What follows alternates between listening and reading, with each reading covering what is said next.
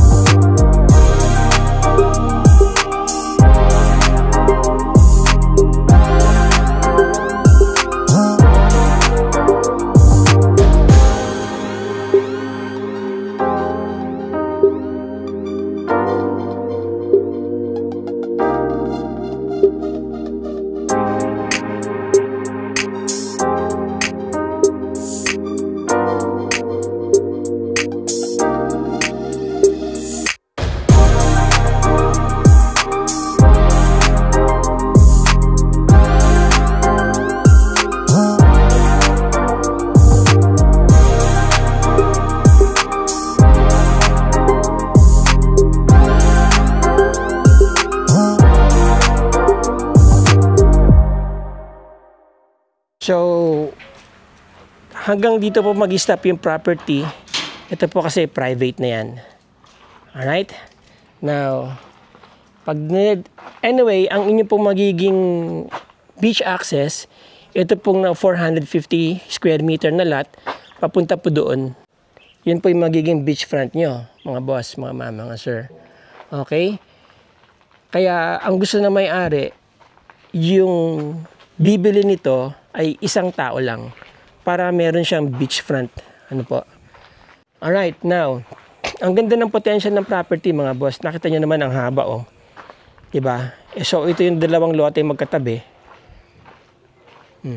Mula po doon yan, saan tayo galing, diba?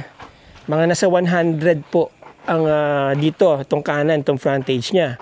So ito, mga nasa 200 ang frontage. Ano po? Hanggang doon. Yan. So mula dito, ginigiba na yung structure dyan. Ayan yung unang lote hanggang dyan po sa bakod na yan. May structure dito for demolition na rin yan. Now, ewan ko lang kung meron pa kayong pwedeng isalvage. Ano? Pero of course, kung magpapagawa po kayo ng isang modern, contemporary resort dito, o kaya modern Asian contemporary resort, ano, yung parang Malabali ang dating, high-end na resort, kailangan yung ipa-demolish po lahat ng structure. 'Di ba? Para masunod yung gusto nyong design. Yan. Kasi ang haba niya, if you can just imagine, marami kayong pwedeng gawin. Marami kayong pwedeng gawing area. Pwede kayong magpatayo ng hanggang 3-story dito kung gusto niyo, para meron talaga kayong view nung island doon, may view kayo ng bundok dito, tapos may view din ng bundok dito, di ba? Ang ganda po ng location ng property, Ang ganda rin ng kanyang cut para gawing isang resort. Yan. Maluwag po siya. Tapos ito may mga kwarto pa dyan. Yan, pagigiba nyo na rin po yan. Alright. Hanggang dito po yung property. Hanggang dito. Ito. So yung dalawang property, pantay po yan. Makikita nyo naman dyan sa lot plan. Hanggang doon. Alright. Now, ito po, hindi na po kasama to. Yan. Pero dito sa kaliwa, hanggang dito po yan. Yan. Hanggang dyan po sa may nyug. Yan. Imagine niyo mga boss, halimbawa meron kayong resort dito. Hindi lang, kumbaga, hindi magsasawa yung guest ninyo or lalong mai-inlove yung mga guest ninyo. Babalik sila kasi, ayan very unique yung location nyo. Meron kayong view nitong bundok na to. Diba? Ayan So medyo malapad din po siya, bukod sa mahaba siya. Hindi siya parang kalsada na kagaya nito, Sa drone shots lang po natin, medyo siya, parang makitid. Pero on the ground, malapad po siya. Yan. Okay, parang ganyan, tignan nyo. Diba? Pwede kayo magpatayo ng mga accommodation naka-setback or may isang area dito for swimming pool, diba? Tapos may bakod na mataas para may privacy yung mga guest. And then, yung isang area, gawin yung parking space. Let's say dito, pero magandang parking space, merong restaurant, merong coffee shop dun sa parking space nila. Para kapag may mga naghihintay, di ba? Nandyan yung mga guest ninyo, nagkakape muna, may lounge area dyan. And then, dito ngayon yung inyong mga accommodation, di ba? Services. Tapos doon, is parang special special or yun na yung pinaka nyo, suite nandoon, di ba? Kasi yun yung may access ka agad sa dagat.